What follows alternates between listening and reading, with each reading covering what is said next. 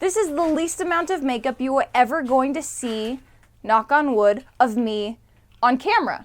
In today's video, we're going to be showing you how to make a concrete copy of your head. It's useful for things like fancy prosthetic makeup.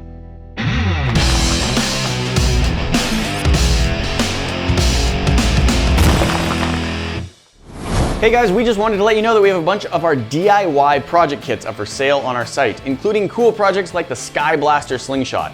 The Sky Blaster Slingshot can send water balloons over 150 feet away, and if you make a set of sky balls, you can use the slingshot to send them high into the sky. So if you'd like to make one yourself, go ahead and click the link in the description to check them out. Guys, we're here with our friend Dallin, and Dallin is going to help us out with our project today, which is going to be making a concrete copy of Calli. Not all of Calli, but from about here up of Calli. Here's the basic idea. We are here with our friend Dallin, who is a special effects makeup artist, and he is going to show us how to make a prosthetic bust so that you can make special effects for Halloween time. This is, it's not actually concrete, but it's like a mix between concrete and plaster. This is a copy of our friend Dallin, and we're gonna be making one of these of Calli. Perfect. I have one of these as well, which you may have seen. I think we used it to make a press mold when we were trying to cast in gallium. I didn't bring it with me today, mostly because it's really heavy. But this is what we're gonna do for Calli. And there's a lot of interesting and fun things you can do once you have a concrete copy of your face. And we may want to do some of those in the not too distant future. So we gotta start with making the copy. And that's what we're gonna show you how to do today. Let's just... Cool. All right. It's gonna get worse, guys. But here's me without, like, you know, this is wig cap and like base makeup. You're welcome, internet. All right, so here you go. You're very Meme brave.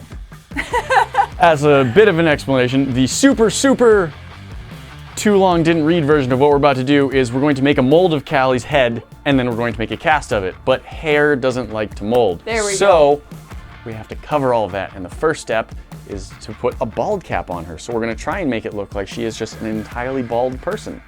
It'll be a bald cap, and then even, so it's actually probably better that it's me and not Nate again today because I did have to shave when I made mine because it'll pull hairs out. Or we just have to smear your face with Vaseline. Or yeah. First step is to put the bald cap on, but even before that, we need to add a little bit of protective layer. So this lovely garbage bag is going to, this is straight out of the Zoolander Derelict campaign. I was going Dexter, but... This is gonna be protective over clothing, and we're gonna tape it onto her so that it doesn't leak or come off. Here I am. I'm either about to have a face mask made of myself or I'm about to be brutally butchered. I'm not sure which. We do have a tarp down already, it'd make it convenient, but I think we'll go with the face mask one this time. So, we've got a bald cap. We think we've got the hair mostly smushed down. Yep. And the bald cap will smush it down more, and in the end it will appear in the cast. That's fine. It's because if we ever did prosthetic makeup on her, we'd have to hide her hair in the makeup somehow anyway, so this works. For people with long hair, if you just want some advice on how to get your hair as flat as possible without a bald cap, but you have a wig cap and you need to get a wig on, what you do is you put your hair up in a very loose bun, and then you put on the wig cap, and then you have a trusted friend clip the hairband out, and what happens is all of your hair just sort of falls naturally, so it gets as smooth as possible, and that's about the best way that you can do it comfortably without having to worry about a bunch of pins. So there you go. Okay, so we're using a Krylon brand. It's a vinyl bald cap. The really thing that's nice about these type of bald caps is you put them on and then you glue them on like any bald cap with whatever adhesive you're using. In this case, we're using prosthetic, but then the edges, like any extra stuff, we can melt off with acetone. Oh, good. Vinyl dissolves in acetone. Melt. Vinyl dissolves with acetone, and it does not dissolve skin, so you're fine. But it'll be minute amounts of acetone. It helps you get like a really clean, flat application that you can, like, in our case, make a molder and a cast over, or you can just put makeup right over and have very little, if any, seam lines. Yeah, Nice. they're really nice. So if you could make a pair of horns with your fingers, like a wig. Same thing. So we're gonna bring it down. Goes over her eyes at first. We'll then fold it back up to get it out of the way. Because we're just for a minute, we're smothering her a bit. Probably want to pull it about as tight as we can just to smoosh the hair down a little bit and get it all smooth. I'm just gonna take a little cotton ball and put a little bit of powder on it. This is kind of like, if you're like a first timer, this helps. And I'm using just like a flesh color. You could just use baby powder. honestly. This is just what I'm gonna use to just mark the line where we're at. And this is just like a live cast. So we could even take like a skin safe marker or like even a makeup pen. So when you say line, is that where the acetone will be melting into the skin? So like... This is showing me where the edge of the bald cap is. That's where we'll put the glue. You see how like now we have this nice line? We know for sure where that thing is gonna be. This is the prosthetic. This is the makeup glue. I'm just like a little half-inch, quarter-inch up. So if you have ever done any temporary Halloween prosthetics, spirit gum is also very common. This stuff tends to be a little bit more professional. We'll just fan it. We want it to turn clear. Once it's clear, then it's good. We're just gonna do this in stages.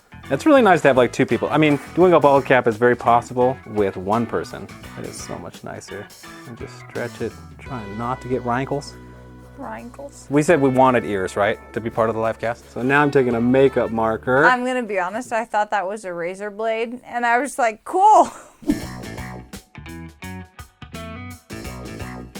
Gets tricky by the ears. There are risks of tearing the bald cap, and also, I'm just It's not where not I a thought hair. you were going with that. Risks of tearing And is then not... the bald cap. We're worried about the bald cap more than you at this point. We've got the bald cap attached everywhere with the prosthetic, and now what we're going to do is use some acetone and the Q-tips to dissolve away the extra bits of the vinyl. That way we should have like a really nice, clean seam line. Oh, does it hurt? Nope. It's looking pretty good. Yeah. It's Vaseline time. This is a petroleum product that we're going to use as a release agent so that all of her eyebrows and eyelashes will not get ripped off in the alginate. We'll also have some areas around her ears where like little wisps of hair were, and so we'll probably just add some right there to make sure everything releases nicely.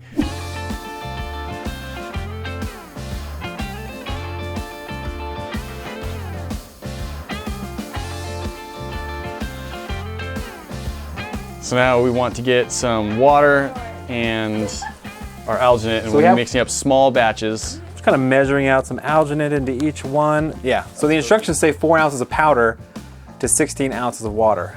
We're just gonna kind of wing it. It's never failed us before.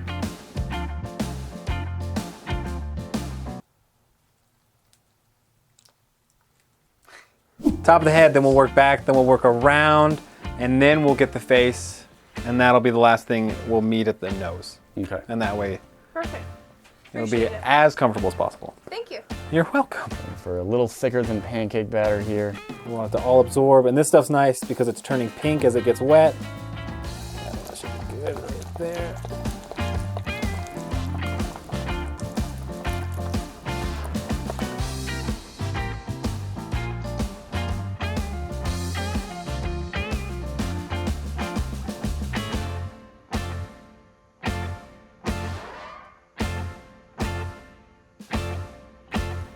This is maybe a little messier than some pros would do it, but that just means that the plaster is going to grab on everywhere. We're just creating registration marks for the plaster. Yeah. You look like you've had the worst experiences making pancakes ever. Calli is now covered in alginate, looking very lovely with little bits of sports mesh and cotton balls and two different kinds of alginate, some which do turn white and some which don't.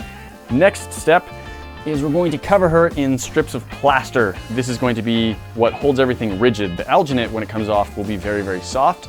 We'll want it to hold its shape. So I'm creating this seam right here, and I'm kind of basically blocking it out by creating this thicker piece, this middle section. I'm dividing her in two like this, and those will come apart.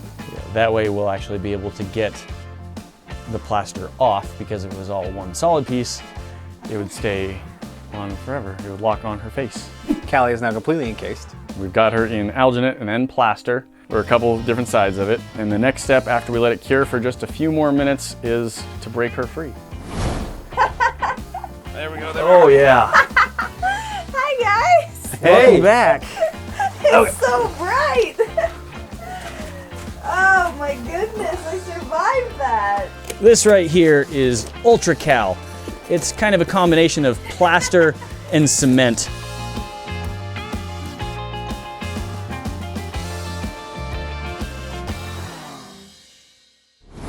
I think it's done, but it's just also still in alginate and plaster, so we need to free it from the bonds. Is it cool now? The edges are starting to get cool. The middle's still a little warm, but I think it's probably safe to unwrap. Yeah. All right.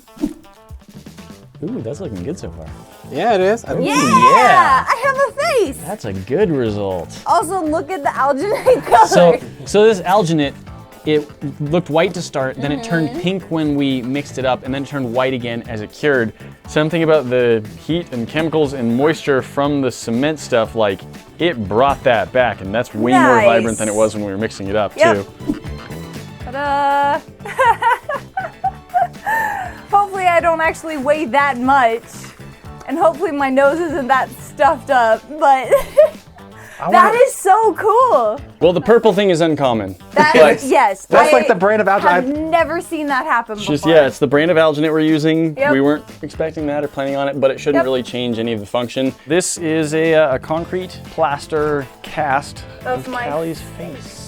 Now we can take this and we can sculpt prosthetics onto it, which then you can take off and you can put on yourself, and it's super cool to do. So I am stoked. Dallin, thank you so much. This was amazing. It was a lot of fun. I had a good time.